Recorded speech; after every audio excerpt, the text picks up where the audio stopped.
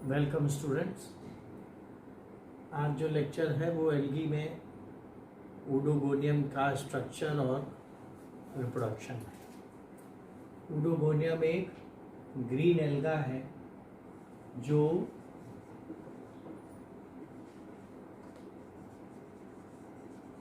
Chlorophyta,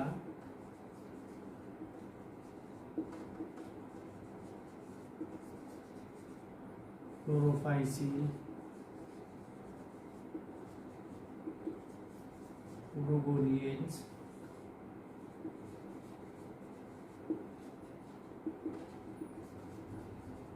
ऊडोगोनियम,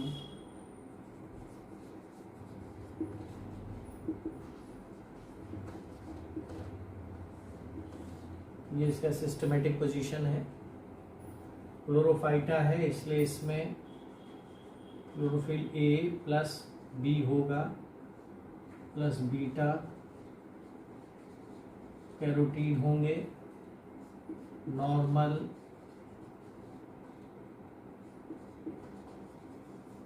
ज़ैंथोफिल्स होंगे, reserve food material starch होगा, cell wall, cellulose plus pectin and hemicellulose की बनी होगी। और फ्लैजिला जो होंगे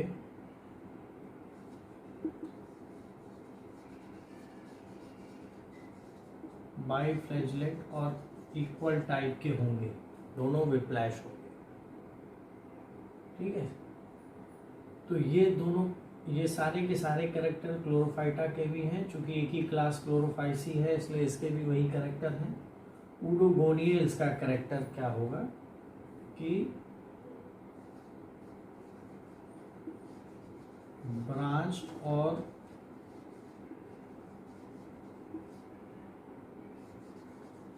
अनब्रांच फिलामेंट होगा और प्रेजेंस ऑफ कैप सेल्स। चूंकि इसमें एक ही फैमिली पाई जाती है इसलिए वो कैरेक्टर्स भी दोनों में ही मिलेंगे। ऊडोगोनियम का कैरेक्टर है कि जो फिलामेंट है वो अनब्रांच्ड है प्लस एक कुछ स्पीशीज में जो मेल ब्रांच फिलामेंट होती है वो ड्वार्फ होती है। Some species produce dwarf male. ठीक है, ऊडोगोनियम का कैरेक्टर है। ऑर्डर से बात करें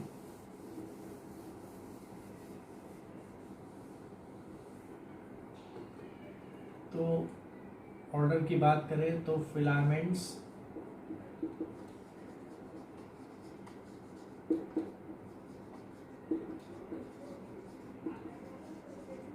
यूनिसीरिएट है, सेल्स सिलिंड्रिकल है, ब्रॉडर एट एपिकल एंड, यानी ऊपर की तरफ थोड़े ब्रॉडर होते हैं।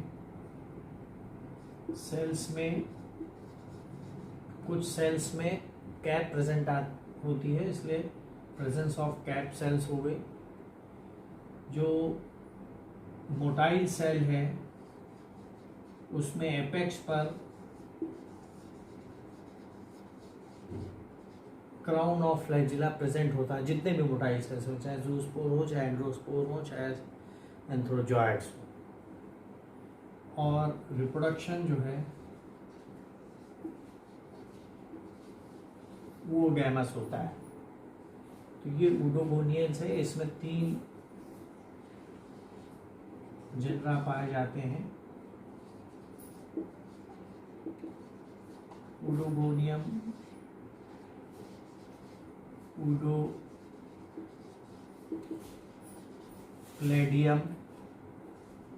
एंड बल्बोकीट। ये 3 ही जेनरा इसमें मिलते हैं। और ऊडोगोनियम एक अनब्रांच्ड टाइप का जनरा है, बाकी ये सब ब्रांच्ड है, यानी स्लाइट ब्रांचिंग मिलेगी।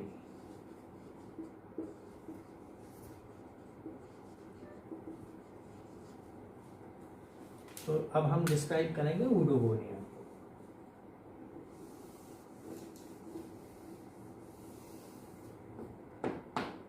ऊडोगोनियम की वर्ल्ड वाइड 285 स्पीशीज मिलती है और ये ऊडोगोनिएसी फैमिली का सबसे कॉमन जनरा है, यानी यही सबसे ज़्यादा मिलेगा।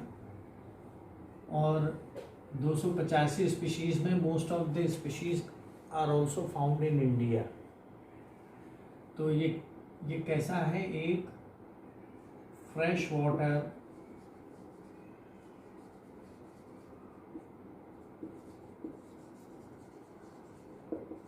एक्वेटिक ग्रीन एल्गा है जो मोस्टली रुके हुए पानी में मिलता है, स्टैग्नेंट वाटर। यह वेरी स्लो मूविंग स्ट्रीम्स में। तो ऊडोगोनियम पसंद नहीं करता है कि बहुत तेज पानी बहता हो। क्यों नहीं पसंद करता है? It is found attached either on various physical objects or on other larger vegetation। तो वेजिटेशन में क्या है, दूसरी बड़ी एल्गी पे भी मिल सकता है या दूसरे किसी एक्वेटिक प्लांट्स पर मिल सकता है जिसके स्टेम, पेटियोल और लीफ पर ये अटैच्ड अवस्था में मिले। It is attached by means of a special cell known as holdfast, जो कि ज़्यादातर यंगर सेल में होती है, और जबकि मैच्योर या ओल्डर सेल फिलामेंट्स वो फ्री फ्लोटिंग होते हैं।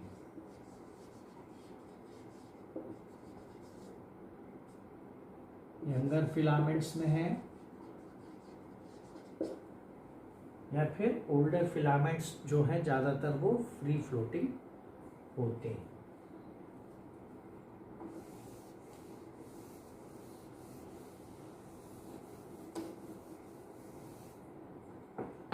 थैलस ऑर्गेनाइजेशन की बात करें तो it is consist of long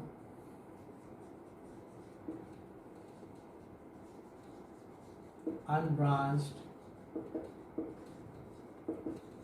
uniciliate filament found in attached conditions. Cells are long and cylindrical. Cells are long and cylindrical and broader at apical region.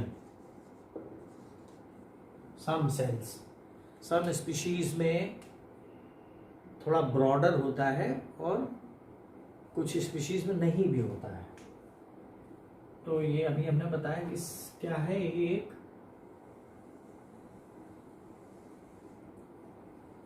एक filament है जो कि लॉन्ग अनब्रांच्ड यूनिसिलिएट, जो इसका बेसल पोर्शन है वो एक hold fast नामक सेल से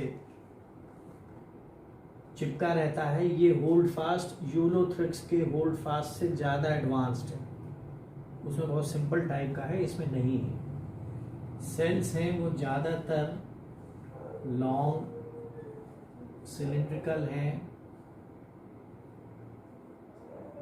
और कुछ सेल्स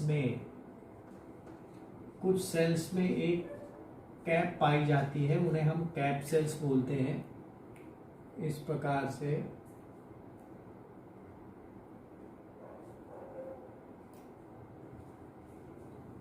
कैप सेल्स हैं।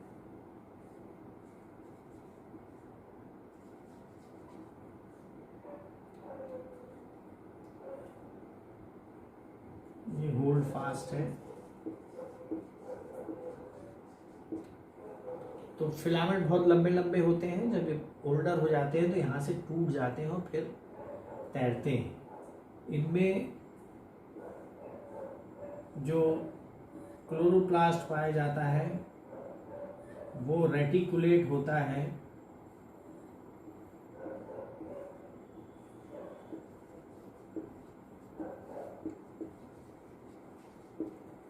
क्लोरोप्लास्ट क्या होगा?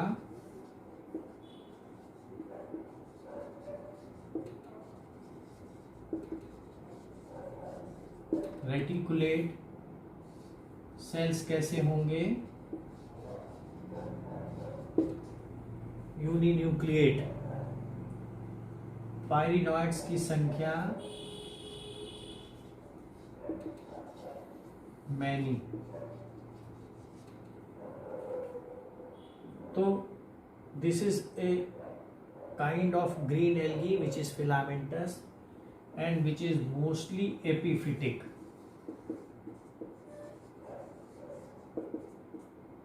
ज़्यादातर हमें जो ओडोगोनियम है वो दूसरे पौधों पर ही अटैच अवस्था में मिलता है। इसका डिटेल अब सेल का स्ट्रक्चर बनाएं।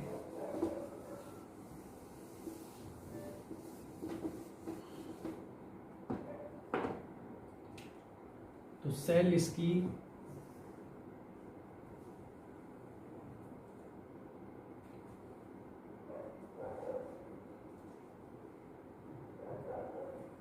इसकी लॉन्ग सिलिंड्रिकल होगी और थोड़ी सी ऊपर की तरफ ब्रॉडर होगी।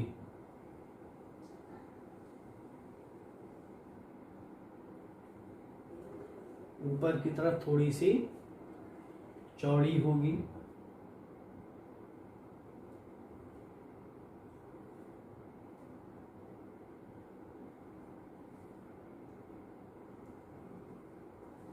जो सेल है उसकी जो वॉल है वो वॉल 2 लेयर की होती है। अंदर वाली लेयर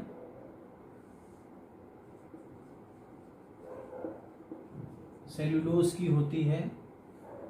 इसके बाहर एक लेयर और होती है जो पैक्टिन की बनी होती है।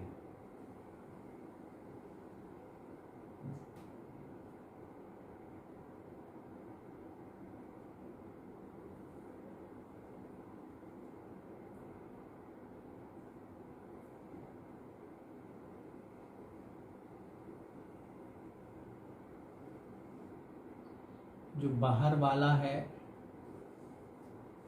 पैक्टिन है। इसके अलावा एक लेयर और होती है बाहर की तरफ। अब मैं सिर्फ एक ही तरफ बना रहा हूं, जो कि चिटिनस नेचर की होती है।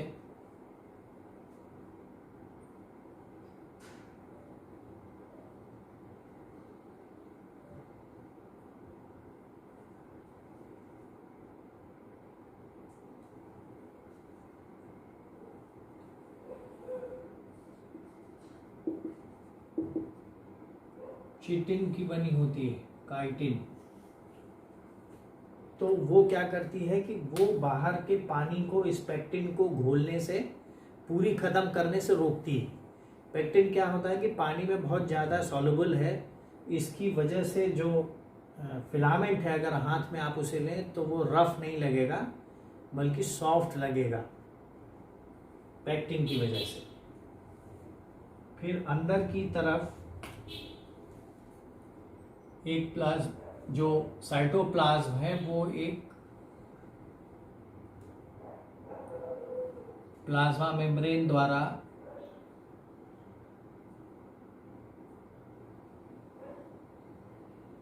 सराउंडेड होता है।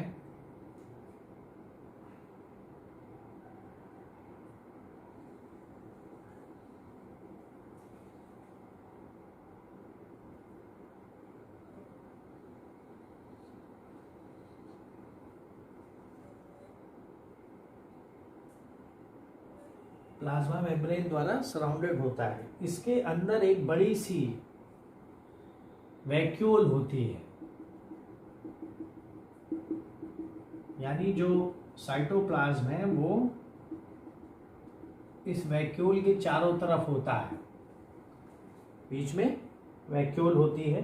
Cytoplasm is limited to the parietal position, और इस पैराइटल पोजीशन में जो क्लोरोप्लास्ट है उसकी संख्या कितनी है? 1, लेकिन वो एक हॉलो सिलेंडर के रूप में होता है और नेट लाइक होता है। यानी अगर हम इस तरीके से देखें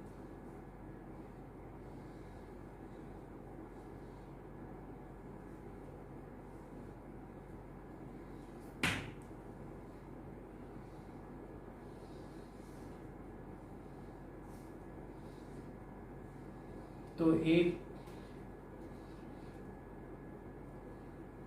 क्लोरोप्लास्ट का जो मेन पोर्शन है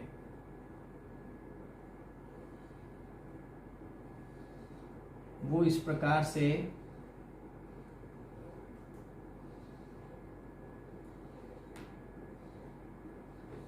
नेट लाइक स्ट्रक्चर बनाता है।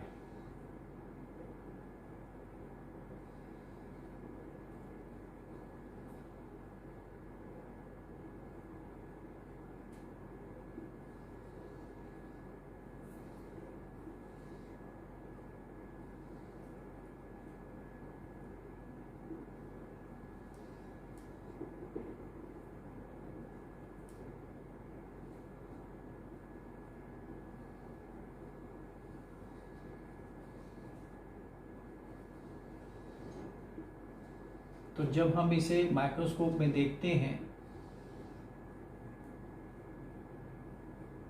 तो हमको ये इस तरीके से लंबा लंबा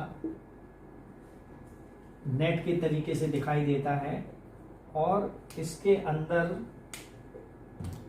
जहाँ पर डाइवर्जन होता है वहाँ प्रत्येक पर एक पायरिनॉइड रहता है।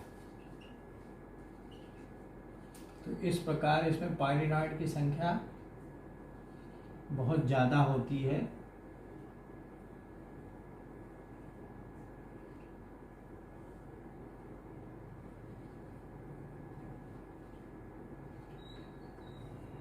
तो पायरिनॉइड्स भी ज़्यादा रहते हैं। तो अगर हम इसका ऊपर से देखें तो हमें इस प्रकार से पेरिफेरी में क्लोरोप्लास्ट की एक रिंग दिखाई देगी। अगर हम देखें तो क्लोरोप्लास्ट की एक रिंग दिखाई देगी जो इस प्रकार से एक सिलिंड्रिकल सेल के अंदर होती है। तो ये क्या है? पायरिनॉइड्स हैं, और ये क्लोरोप्लास्ट है, सिंगल है। इसके अंदर ये जो है वैक्यूल है, क्योंकि वैक्यूल तो बीच में ही होगी, उसके चारों तरफ ये है, और ये साइटोप्लाज्म का हिस्सा है। इसमें जो खास बात होती है वो उसका जो न्यूक्लियस है वो ठीक बीच में से थोड़ा सा ऊपर रहता है और किनारे की तरफ रहता है।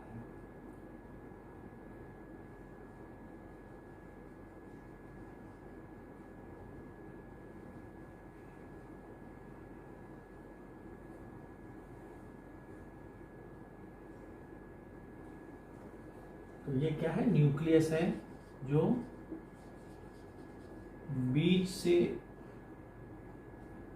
थोड़ा सा ऊपर पेराइटल पोजीशन में रहता है। ये इसके स्ट्रक्चर है जिसे आप ध्यान रखना है कि 3 लेयर है। बाहर वाली लेयर काइटिन की है, उसके बाद पैक्टिन की है, फिर सेलुलोज की है। उसके अंदर जो ये वाला पोर्शन है ये प्लाज्मा मेम्ब्रेन का है।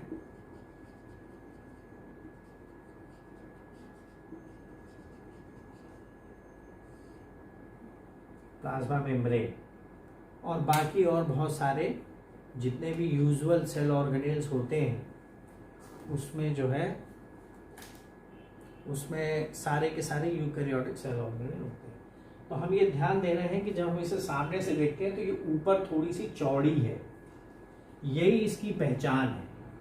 प्लस जो दूसरी पहचान है वो ये है कि अगर सेल ओल्डर होगी तो एक इस पर इस तरीके से फ्लैप लगा होगा, हो सकता है वो 2 भी फ्लैप हो। तो ये जो 2 फ्लैप है ये बताता है कि 2 बार डिवीजन हुआ है, तो इसे हम कैप बोलते हैं। तो ये तो रहा इसका स्ट्रक्चर। इस स्ट्रक्चर के बाद सेल डिवीजन भी इसका एक अलग तरीके का होता है जिसको हम यहाँ पर डिस्क्राइब करेंगे। Method of cell division. तो सेल डिवीजन में अब अगर हम यहाँ छोटा सा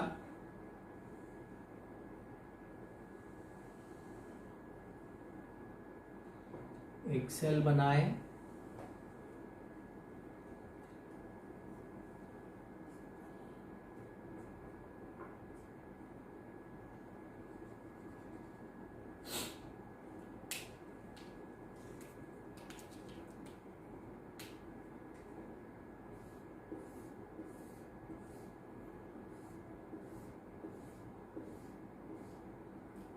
तो जब सेल डिवीजन स्टार्ट होगा तो सारे सेल्स में नहीं होता है, कुछ ही सेल्स होती हैं जिनमें सेल डिवीजन होता है।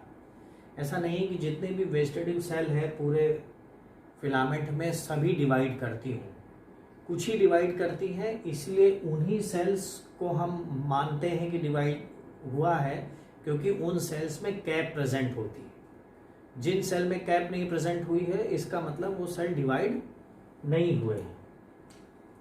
तो जो पहला स्टेप है डिवीजन का वो क्या होता है कि ये जो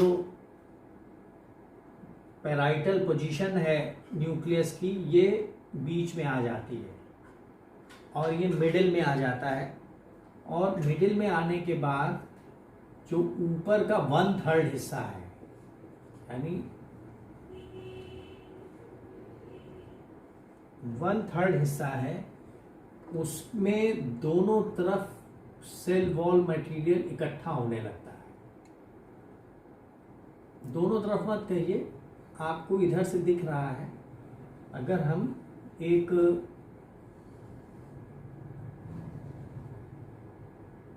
सेल को अगर ऊपर से देखें, ऊपर से तो ऐसी गोल दिखाई देगी, तो ये वाला रीजन में जब हम देखेंगे तो ये रीजन मोटा दिखाई देगा। यानी यहां पर क्यों मोटा दिखाई दे रहा है इस जगह पर, क्योंकि यहां पर सेल वॉल मटेरियल एक्यूमुलेट हो गया है, तो एक रिंग लाइक स्ट्रक्चर बनी है। इसी समय रिंग लाइक स्ट्रक्चर बनी है। इस समय क्या होता है कि जो न्यूक्लियस है वो डिवाइड करता है और एक डॉटर न्यूक्लियस ऊपर और एक डॉटर न्यूक्लियस नीचे आ जाता है। जब न्यूक्लियस डिवाइड करता है तो ये तब तक और बड़ी हो जाती है, लेकिन बड़ी होने के कारण, हम इसको यहां फिर से बना देते हैं, बड़ी होने के कारण ये जो रिंग है ये ग्रूव होने लगती है इस तरीके से।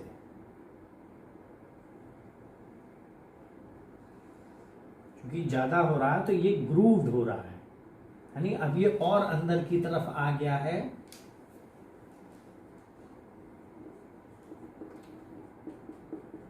ये जगह छोटी हो गई है और यहाँ पर ये जो जगह देख रहे हैं आप, ये करीब करीब अभी स्प्लिटिंग नहीं हुई है, लेकिन ये ग्रूव हो गया है। और ये कौन वाली लेयर है? जो सेलुलोज वाली, यानी इसके बाहर पैक्टिन की लेयर एज सच होगी और काइटिन की लेयर भी एज सच होगी। तो ऊपर के 1/3 हिस्से में ग्रूव बनती है और ग्रूव और बड़ी हो जाती है। बड़ी क्यों हो रही है? क्योंकि यहां पर ये पोर्शन है, ये क्या है, ये एडिशनल सेल वॉल बन रही है, लेकिन वो ग्रूव इसलिए है कि यहां से अभी टूटी नहीं है। क्योंकि यहां से टूटी नहीं है तो वो अंदर की तरफ एक्स्ट्रा मटेरियल अंदर की तरफ मिल रहा है। फिर क्या होता है, यहां ब्रेक हो जाता है। जब ये सेल डिवीजन हो जाता है और 2 डॉटर न्यूक्लियाई बन जाते हैं, तो उसके बाद ये ऊपर अपर थर्ड में पहुंच जाती है ये वाला न्यूक्लियस। तो ये स्प्लिटिंग हो जाती है। स्प्लिटिंग हो जाने से ये पूरा जो साइज है सेल का वो बढ़ जाता है और ऑलमोस्ट डबल हो जाता है। तो डबल हो जाने से क्या होगा कि ये जो सेल वॉल है, ये पोर्शन है, ये पोर्शन जो ग्रूव था वो इस तरीके से स्ट्रेच हो जाता है।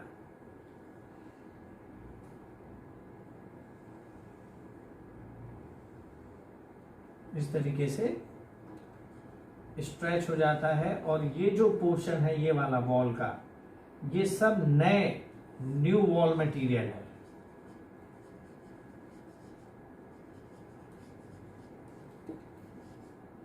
न्यू वॉल मटेरियल है। इसी दौरान जब ये हो जाता है तो जो न्यूक्लियस है वो ऊपर आता है, लेकिन न्यूक्लियस, बल्कि यूं मानिए कि इससे पहले का अगर हम बताएं, जब ये 2 डिवाइड कर जाते हैं तो यहाँ पर एक साइटोप्लाज्मिक प्लेट बनने लगती है जो बीच में होती है।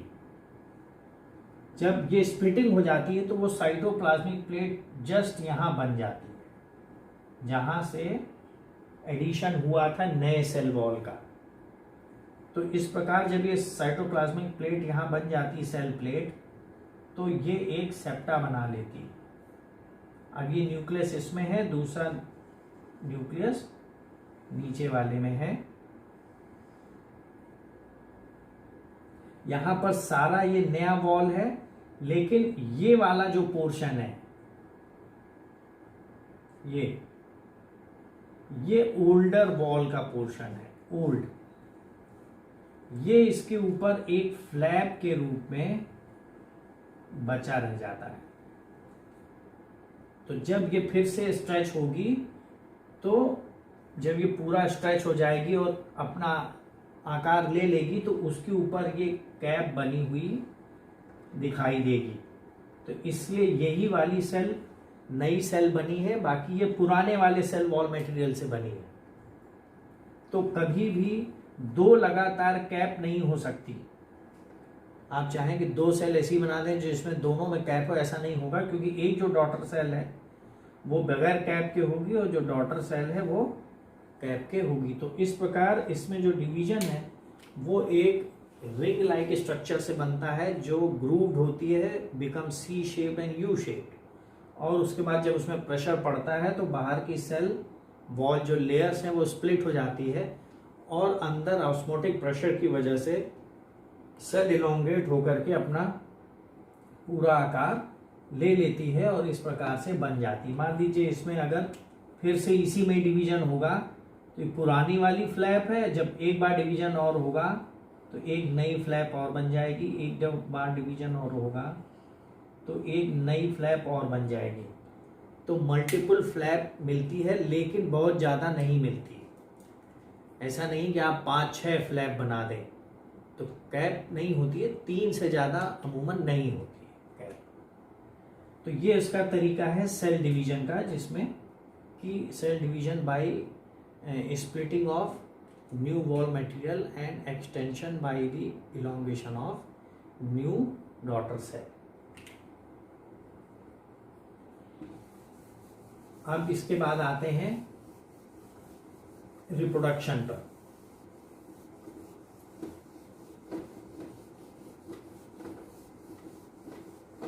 रिप्रोडक्शन हम जानते हैं कि एल्गी में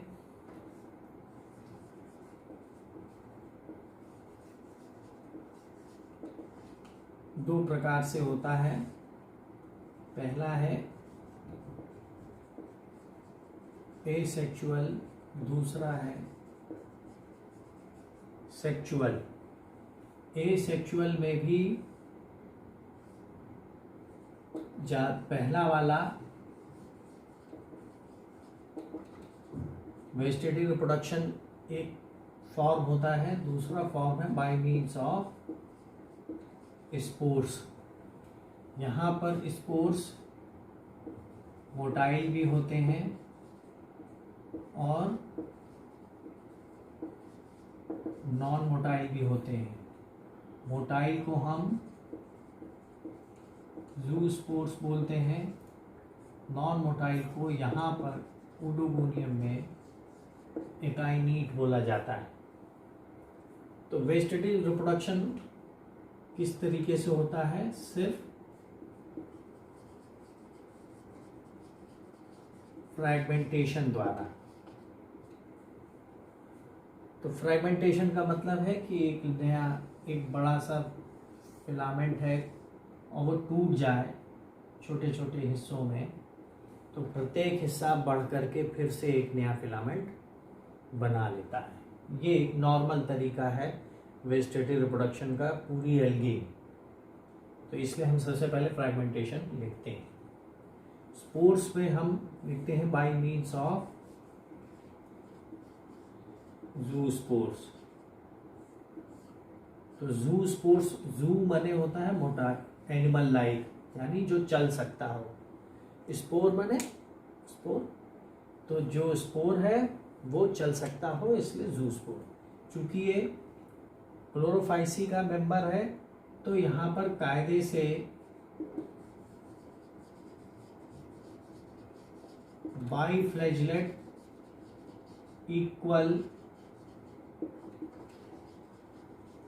विप्लैश टाइप फ्लैजिला होना चाहिए। लेकिन यहाँ पर क्या है कि थोड़ा डिफरेंस आ जाता है, दो फ्लैजिला के बजाय एक क्राउन ऑफ फ्लैजिला बनता है। लेकिन सबसे पहले ज़ूस्पोर्स या कोई भी स्पोर हमेशा किसी स्पोरेंजियम में बनते हैं। स्पोरेंजियम अगर ज़ूस्पोर बनाती है तो हम उसे ज़ूस्पोरेंजियम बोल देते हैं। यहाँ वॉल्वॉक्स या और रेड ग्रीन एल्गी की अपेक्षा दूसरा डिफरेंस ये है कि ज़ूस्पोरेंजियम में जो नंबर ऑफ ज़ूस्पोर्स है वो 1 ही है, यानी बहुत सारे ज़ूस्पोर्स यूलोथ्रिक्स की तरह न बन करके एक ही बनता है और किसी भी सेल में बनता है। लेकिन वो सेल किसी भी प्रकार से डिफरेंशिएटेड नहीं होती है कि मान लीजिए आपको लगे कि हाँ ये सेल ऐसी है इसलिए हो सकता है इसी में बने, ऐसा नहीं है। लेकिन फिर भी ये माना जाता है कि जो ऊपर वाली सेल्स हैं, एपिकल सेल्स हैं, जो एपिकल कैप सेल्स है उसमें ही बनता होगा। बनता होगा नहीं, मतलब उसी में ही बनता है। कुछ किताबों में एपिकल सेल में लिखा हुआ है, तो ऐसा अमूमन नहीं होता है कि बिल्कुल एपेक्स में ही बने, लेकिन इनमें बनता है। तो अब क्या होगा कि मान लीजिए एक कोई सेल है और this cell is going to become a zoosporangium. तो जो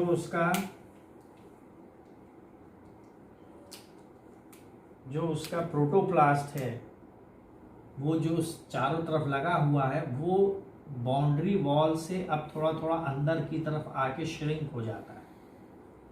यानी अब वो सेल वॉल से पूरा लगा नहीं रहता है और थोड़ा सा अंदर आके श्रिंक हो जाता है और इसमें थोड़ा सा रिजर्व फूड मटेरियल भी आ जाता है और क्लोरोप्लास्ट वगैरह भी होते हैं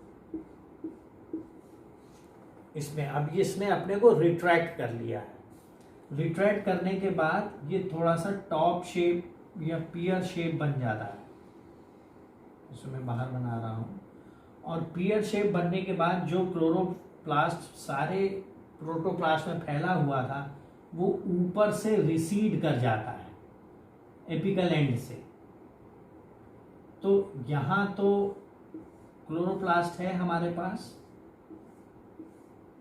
रेटिकुलेट है, तो नीचे का जो बॉडी है वो तो ग्रीन दिखाई देती है, लेकिन ये वाली जो है वो वाइट हो जाती है, यानी कलरलेस।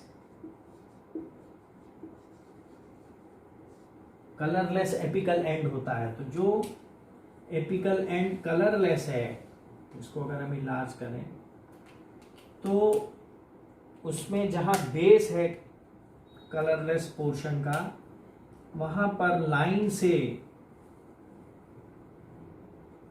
ब्लिफेरोप्लास्ट या बेसल ग्रेन्यूल्स लाइन से लग जाते हैं और लाइन से लगने के बाद भी ये एक दूसरे से कनेक्टेड होते हैं और हर बेसल ग्रेन्यूल से एक फ्लैजिला व्हिप्लैश टाइप का निकलता है चारों तरफ।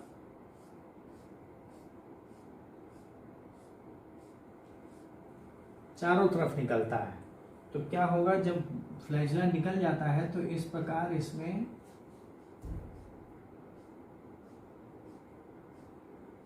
एक क्राउन ऑफ फ्लैजिला ऊपर की तरफ बन जाता है, crown of flagella,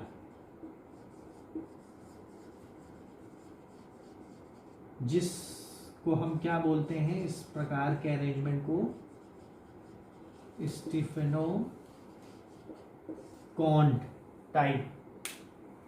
स्टिफेनोकॉन्ड type of flagellation बोलते हैं। अभी भी ये जो फ्लैजिला है वो इसी के अंदर है, वो सॉरी फ्लैजिला कह रहे हैं, ज़ूस्पोर जो है वो सेल के अंदर है। सेल पुरानी वाली सेल है, यानी एक बार डिवाइड कर चुकी है, तो इस पर एक कैप भी है, ये अभी भी अंदर है और नेकेड है। फिर क्या होगा कि जहाँ पर कैप होता है वहाँ पर ये ढक्कन की तरह खुल जाती है। ढक्कन की तरह मतलब इस प्रकार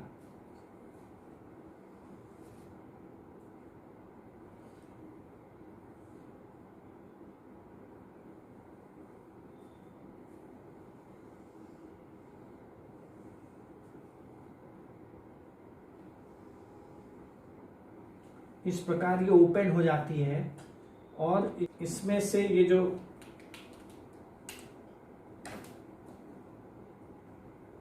ज़ूस्पोर है एक वेसिकल बनती है और उस वेसिकल में वो एक ज़ूस्पोर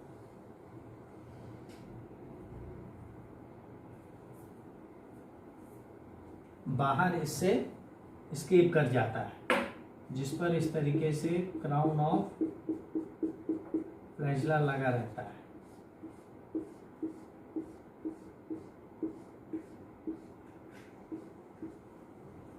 बाद में ये वेसिकल पानी में घुल जाती है और ये ज़ूस्पोर फ्रीली स्विम करने लगता है।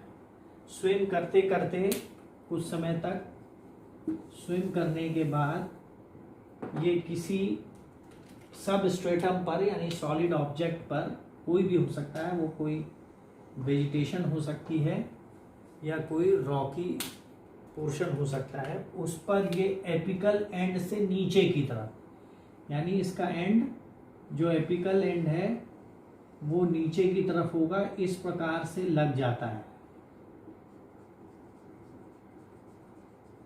अटैच हो जाता है और कुछ देर बाद इसके फ्लैजिला भी खत्म हो जाते हैं। जो एपिकल एंड है वो एक होल्ड फास्ट बनाती है जो कि लोब्ड होती है। एपिकल एंड होल्ड फास्ट बनाती है और डिवाइड करके एक ऊपर की तरफ एक दूसरी सेल बनाती है। यही सेल बाद में और डिवाइड करके एक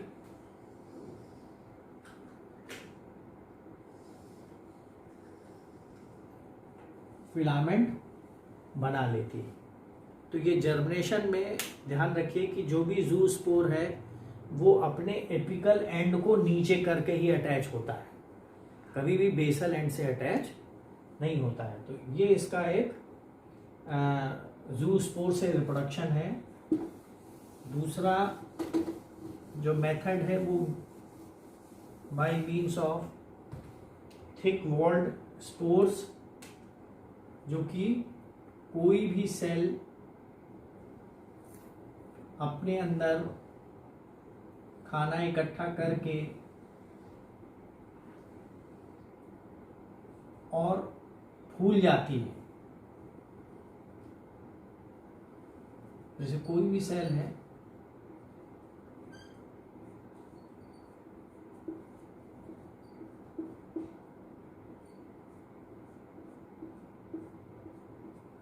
अपने अंदर, मान लीजिए ये है, तो ये क्या करेगी, ये खाना इकट्ठा करके और फूल जाएगी और फूलने के बाद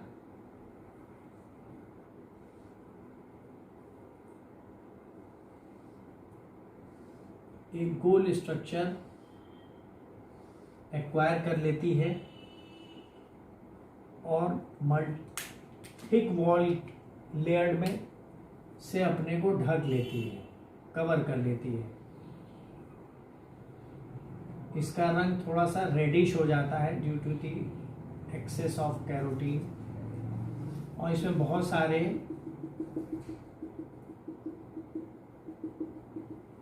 सारे इसमें रिजर्व फूड मटेरियल हो जाते हैं। तो ये कैसी होगी, अगर हम इसे ध्यान से इसका अकरेंस देखें इस फिलामेंट में कहाँ कहाँ होगा, तो ये अक्सर तो अकेले अकेले मिलती है लेकिन ज़्यादातर लाइन से मिलती है। तो हम एक सीरीज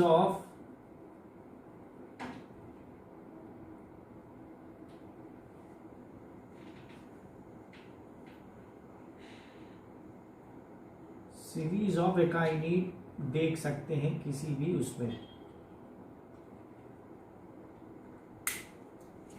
तो सीरीज ऑफ एकाइनिड मिलता है हमें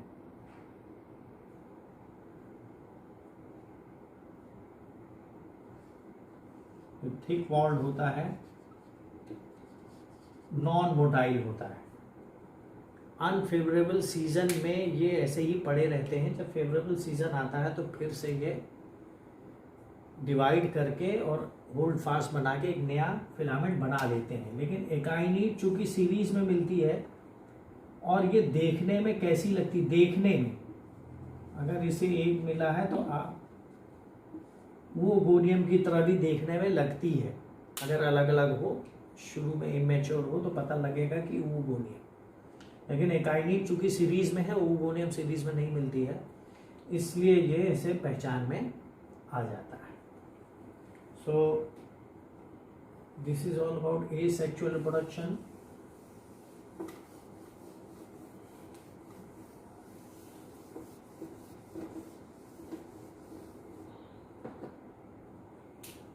Now come to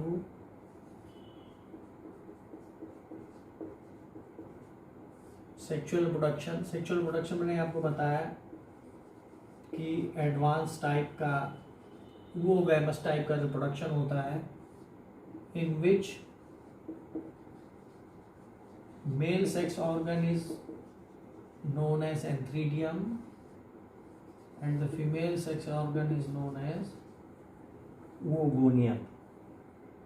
अब यहाँ पर कुछ डिफरेंसेस हैं जो दूसरी स्पीशीज से हैं कि एंथ्रीडियम को मतलब अब हाँ पहले ये भी जान लीजिए कि जैसे कुछ स्पीशीज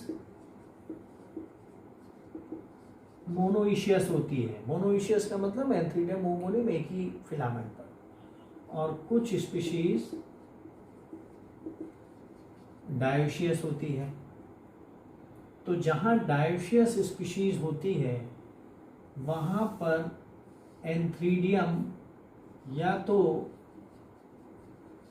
नॉर्मल फिलामेंट पर होता है, यानी एंथ्रीडियल फिलामेंट नॉर्मल होता है, या वहां पर एंथ्रीडियल फिलामेंट ड्वार्फ होता है।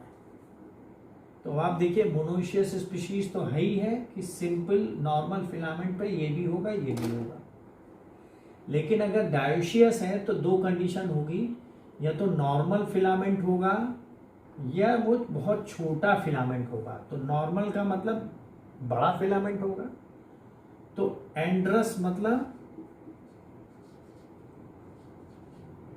मेल। तो मेल कैसा है? बड़ा है।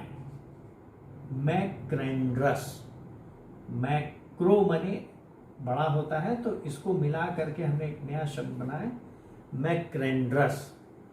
और नैनो माने छोटा होता है तो नैनेंड्रस। तो दो प्रकार की स्पीशीज मिलती है डायोशियस में।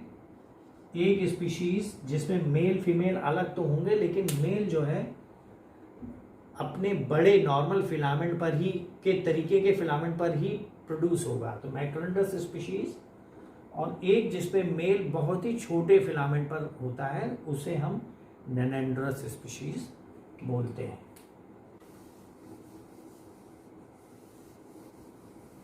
तो मोनोइशियस स्पीशीज में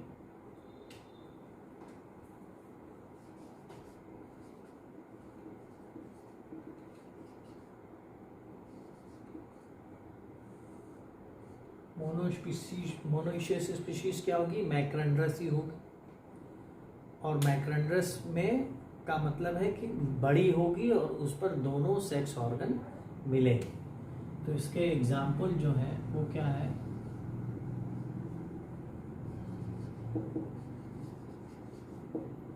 हेरनाई,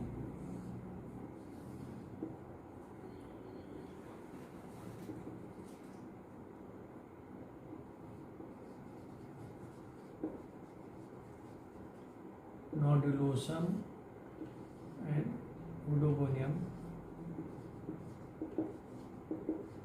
ग्रेसिलियस, बल्कि ग्रेसिलियस नहीं, फ्रेजाइल।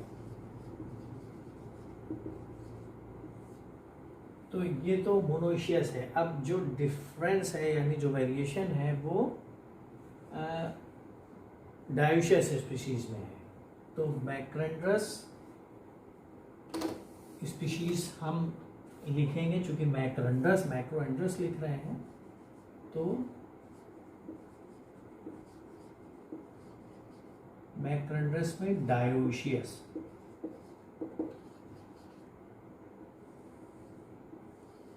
यानी मेल भी बड़ा होगा और फीमेल भी बड़ा होगा। तो उसकी एग्जाम्पल है ओडोगोनियम कार्डियकम,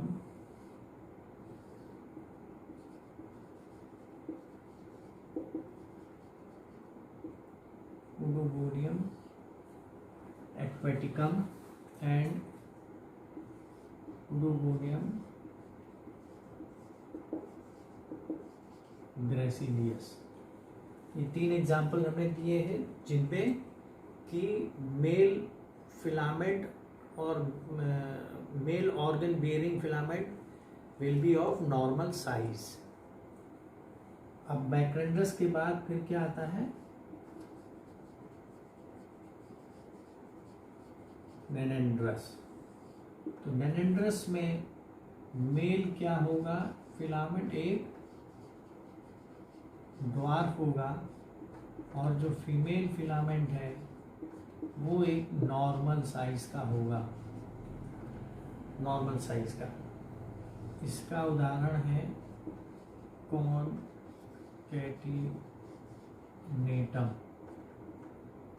बहुत सारी स्पीशीज हैं लेकिन उदाहरण ये कॉनकैटिनेटम। तो इधर आपको पहले तो ये ध्यान रखना है कि जो वेरिएशन है वो डायोशियस स्पीशीज में है, एक नॉर्मल है और एक छोटी है। तो यही नाम एग्जाम में आपको लिखने हैं। अब नैनेंड्रस स्पीशीज हम डिस्क्राइब करें उससे पहले हम आपको ये बता दें कि एंथ्रीडियम और वूगोनियम क्या चीज़ है। तो एंथ्रीडियम,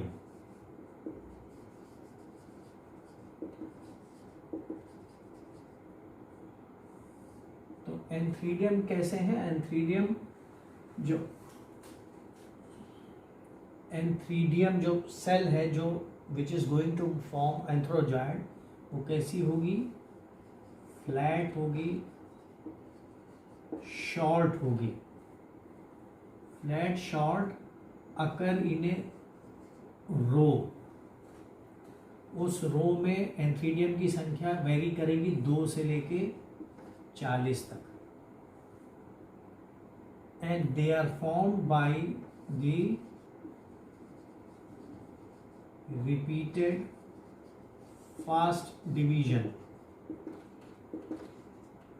एनी सेल। तो क्या होगा कि इस प्रकार से अगर हम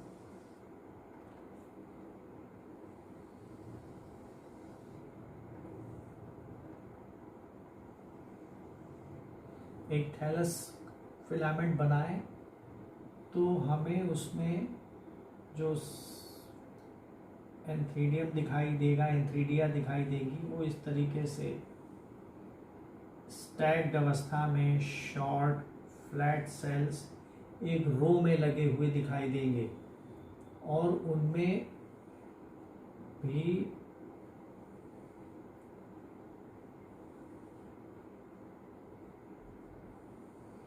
इस प्रकार से कैप सेल्स भी होंगे। सबका एक प्रोटोप्लास्ट होगा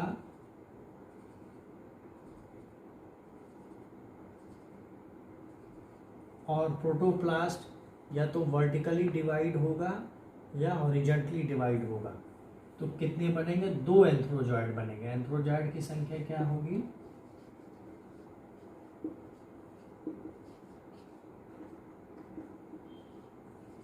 2। अगर वर्टिकल डिवीजन हो रहा है तो एक एंथ्रोजॉइड इस दिशा में बनेगा और एक एंथ्रोजॉइड इस दिशा में बनेगा। अगर हॉरिजॉन्टल डिवीजन हो रहा है तो एक एंथ्रोजॉइड सुपरपोज्ड अवस्था में होंगे। उस एंथ्रोजॉइड का स्ट्रक्चर जूस्पोर जैसा ही होगा लेकिन वो आकार में छोटा होगा। तो अगर हम एक एंथ्रोजॉइड बनाते हैं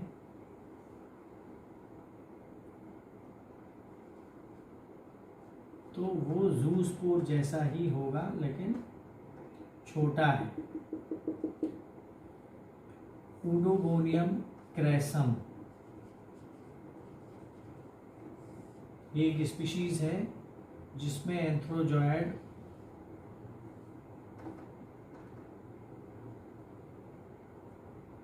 का जो फ्लैजिला है वो इतना बड़ा बड़ा होता है, यानी वो एंथ्रोजॉइड की साइज जितना बड़ा होता है। तो वो कौन सी स्पीशीज है? क्रैसम, जिसमें फ्लैजिला बड़े होते हैं। तो ये क्या है? ये लाइन से लगते हैं और उसी प्रकार जैसे जूस्पोर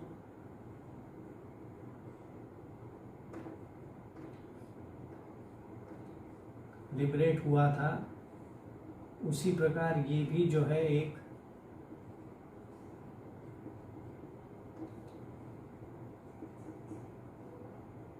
वेसिकल में लिबरेट होते हैं और स्विम करके वूगोनियम तक चले जाते हैं। वूगोनियम की बात करें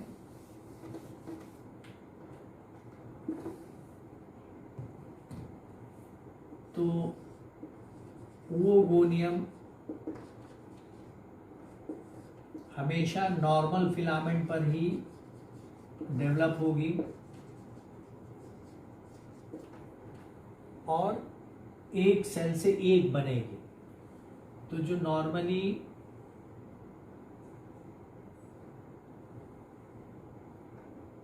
ओल्डर सेल्स होती हैं, यानी जिसमें एक से ज़्यादा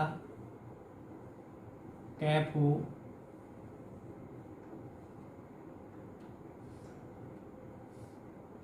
वही सेल वो ओगोनियम में डेवलप करती है। और वो ओगोनियम बनाने वाली सेल जब डिवाइड करती है तो ऊपर वाली सेल वो ओगोनियम प्रॉपर और नीचे वाली सेल सपोर्टिंग सेल होती है।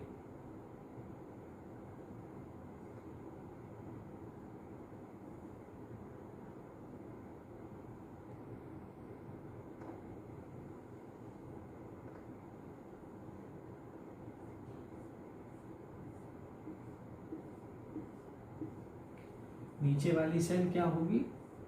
सिस्टर सेल या सपोर्टिंग या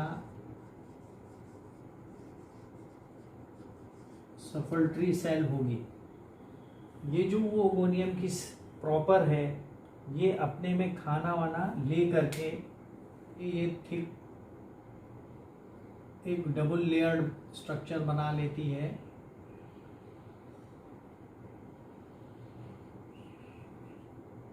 जिसमें बीच में हैप्लॉइड न्यूक्लियस होता है। फिर क्या होता है कि ऊपर की तरफ जब खाना खूब आ जाता है तो एक कुछ दूर पर कलरलेस रीजन हो जाता है। इसे क्या बोलते हैं? Receptive spot.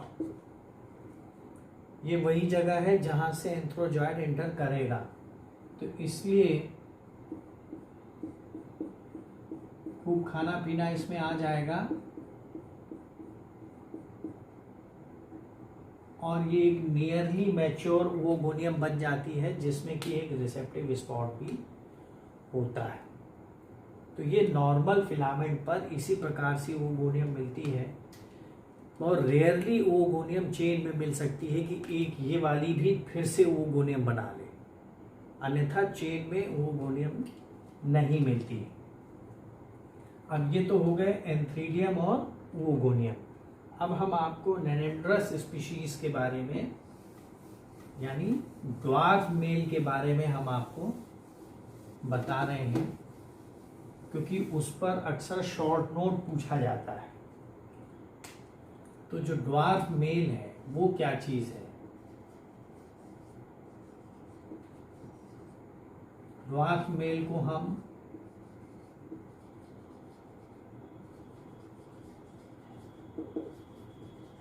नेनेंड्रियम भी बोलते हैं। नेनेंड्रियम और प्लूरल में नेनेंड्रिया। तो ड्वार्फ मेल और नेनेंड्रियम ये दोनों सिनोनिमस है। इसका आकार क्या होगा? ये एक बहुत छोटा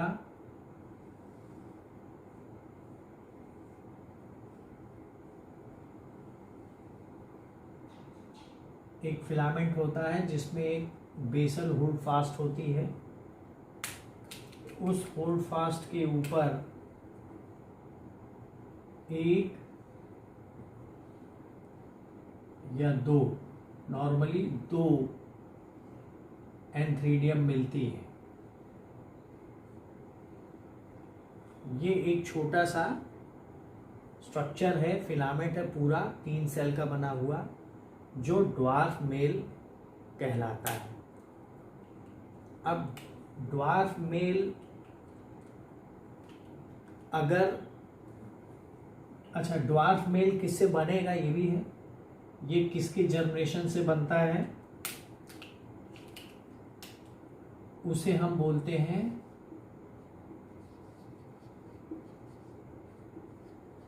एंड्रोस्पोर। और एंड्रोस्पोर किसमें बनता है?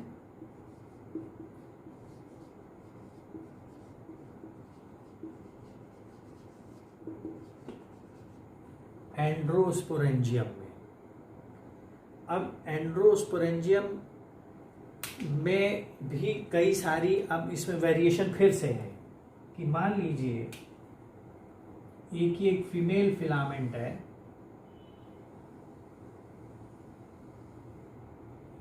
जिस पर कि फीमेल ओवोगोनियम है, लेकिन उसी पर एंड्रोस्पोरेंजियम भी बन रहे हैं जो कि एंथ्रीडियम के जैसे ही होते हैं। और एंड्रोस्पोर भी वैसे। फर्क क्या है कि मान लीजिए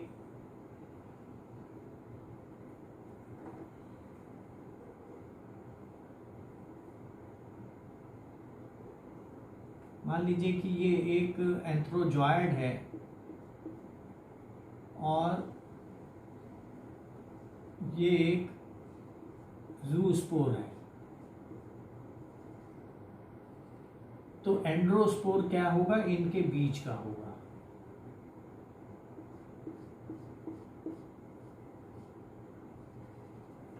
इनके बीच का होगा, वो होगा एंड्रोस्पोर। तो एंड्रोस्पोरेंजियम जो है वो भी उसी तरीके से फ्लैट डिस्कॉइड रो में पाई जाने वाली होती है, रिपीटेड डिवीजन से बनती है, जैसे कि एंथ्रीडियम बनता है। अब यहाँ पर जो पॉइंट है वो ये है कि अगर एंड्रोस्पोरेंजियम उसी फिलामेंट पे बन रही है जो कि फीमेल फिलामेंट है, तो वो इस स्पीशीज क्या कहलाएगी? गाइनेंड्रोस्पोरस।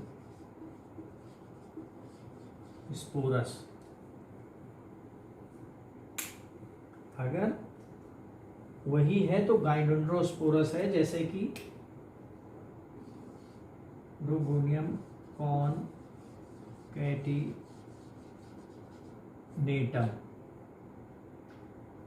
और जो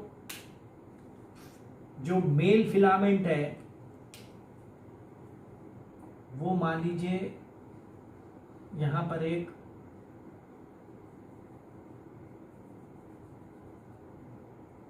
ओवोगोनियम है,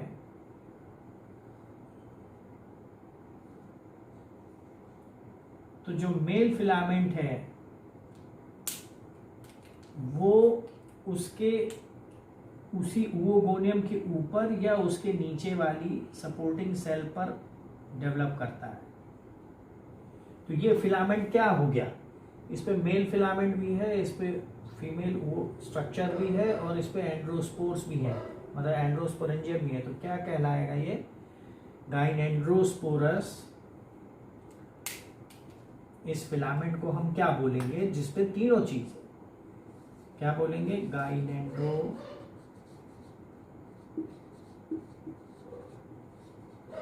गाइनेंड्रोस्पोरस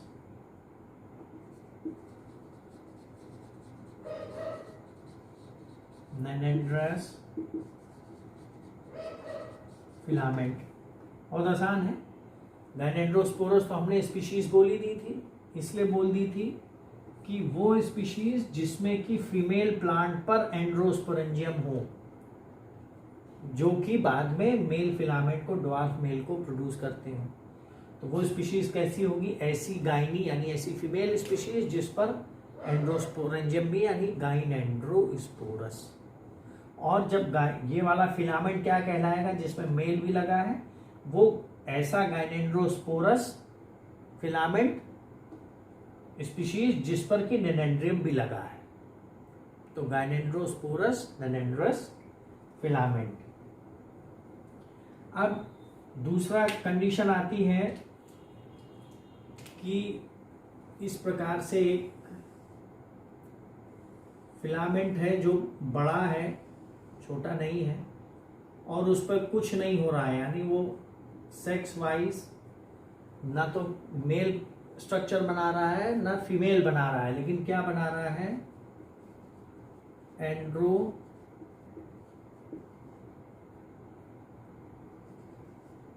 स्पोरेंजिया, ये एंड्रोस्पोरेंजिया बना रहा है, लेकिन उस फीमेल उस फिलामेंट पर कोई फीमेल ओगोनियम नहीं है, तो वो स्पीशीज क्या कहलाएगी, आइडियो एंड्रोस्पोरस। तो आइडियो एंड्रोस्पोरस जब स्पीशीज है, तब अगर यहाँ पर किसी ऐसी फिलामेंट पर जिसमें ओगोनियम के ऊपर या उसके नीचे फीमेल एक मेल ड्वार्फ मेल लगता है और बाकी सारी जो फीमेल की और फिलामेंट है वो नॉर्मल होती है, तो इस वाले फीमेल फिलामेंट को आप गाइनेंड्रोस्पोरस की जगह क्या लिख देंगे, आइडियो एंड्रोस्पोरस,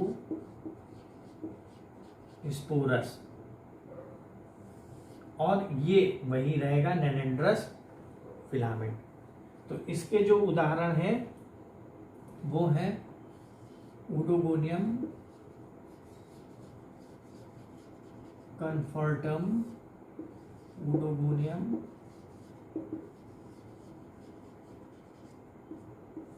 सेटिजरम, और चाहे तो एक और लिख लीजिए, ओडोगोनियम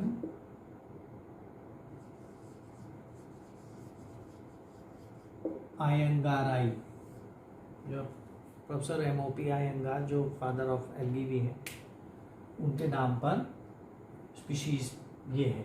तो जो फिलामेंट होगा वो क्या होगा, आइडियो एंड्रोस्पोरस नेनेंड्रस फिलामेंट होगा। अब रिप्रोडक्शन में स्ट्रक्चर हो गया सब, अब फर्टिलाइजेशन कैसे होगा,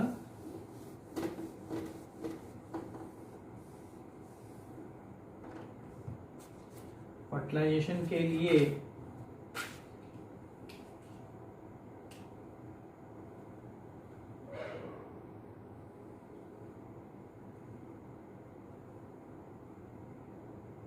यहाँ पर एक ओगोनियम है,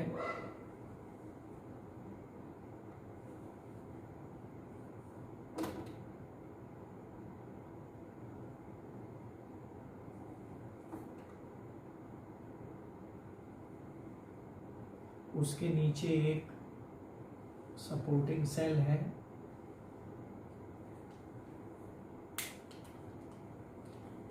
उस सपोर्टिंग सेल पर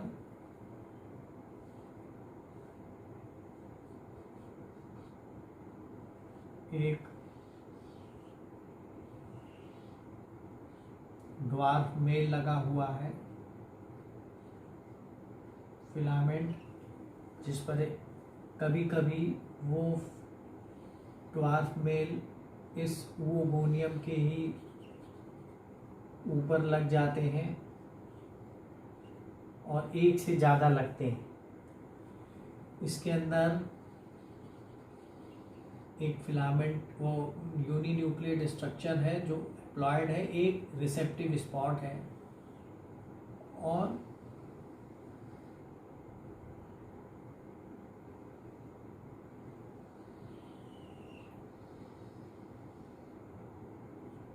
इस प्रकार से ये इसमें स्ट्रक्चर है। तो जब एंथ्रोजॉइड निकलेगा तो वो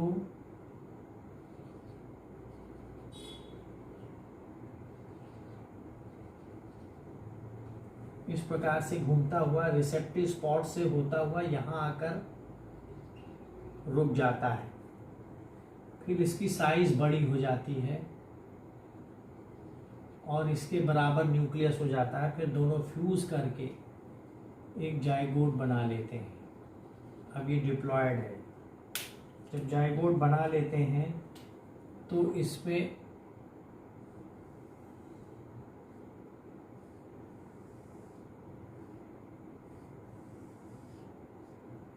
एडिशनल वॉल लेयर्स बन जाती हैं।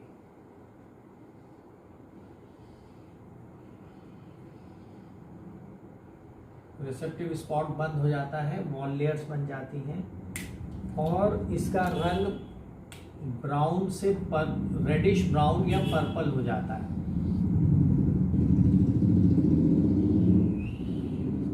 रेडिश ब्राउन और पर्पल हो जाता है, थिक वॉल्ड हो जाती है। तो वॉल होने मतलब अब ये रेडिश ब्राउन दिखाई दे रही है।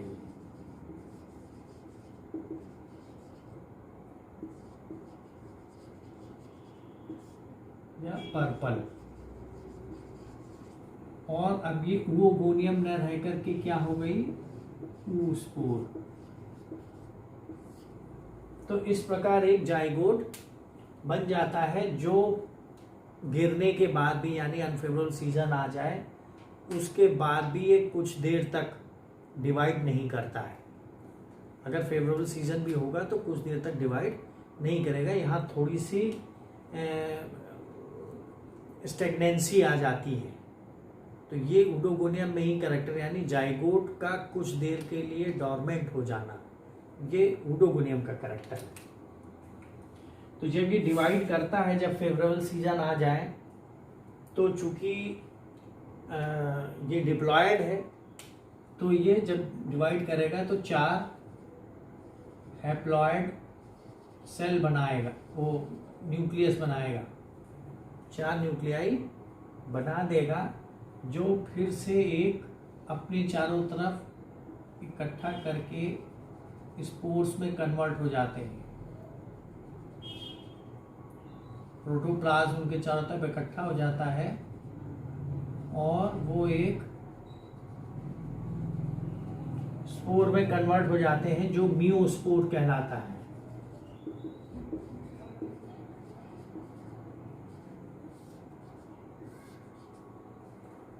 मियोस्पोर्स कहलाता है।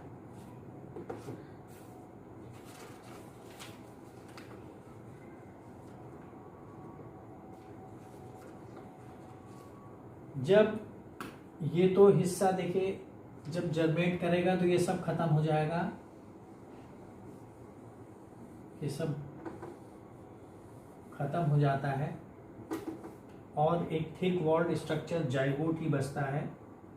ये जो स्पोर हैं ये स्प्लिट होती है और इसमें मान लीजिए स्प्लिट हो गई और एक वेसिकल में, ये हमेशा ध्यान रखिएगा कि एल्गी में जब भी रिलीज होगा स्पोर, ग्रीन एल्गी में कम से कम, वो एक वेसिकल में ही रिलीज होता है। तो इस प्रकार से 4 मियोस्पोर वेसिकल में रिलीज होते हैं। oospore वॉल रप्चर हो जाती है और एक वेसिकल में रिलीज होते हैं। फिर ये पानी की वजह से ये वेसिकल भी खुल जाती है और कुछ देर तक घूमने और चलने के बाद ये मियोस्पोर, जैसे ज़ूस्पोर इस प्रकार से सबस्ट्रेटम पर अटैच हो गया था, वैसे ये अटैच हो जाते हैं और एक अनइक्वल डिवीजन होता है जिसमें कि नीचे वाला एक होल्ड फास्ट बनाता है और ऊपर वाला सेल डिवाइड कर करके एक नया फिलामेंट बना लेता है। ठीक है, तो ये वही स्ट्रक्चर और डेवलपमेंट के बाद उसी तरीके से लिबरेशन है, जैसे कि ज़ूस्पोर लिबरेट हुए थे, वो कह रहे हैं ज़ूस्पोर स्विम करते हुए अटैच हुए थे और जर्मिनेशन उसी तरीके से। ज़ूस्पोर ने भी अपने एपिकल एंड से अटैचमेंट किया था, ये मियो, चूँकि ज़ूस्पोर ये भी है लेकिन मियोस्पोर है, मियोसिस की वजह से बने हैं, और ये उसी तरीके से जर्मेट करके एक नया फिलामेंट बना लेते हैं। So this is all about the life cycle structure and reproduction of oedogonium. Thank you.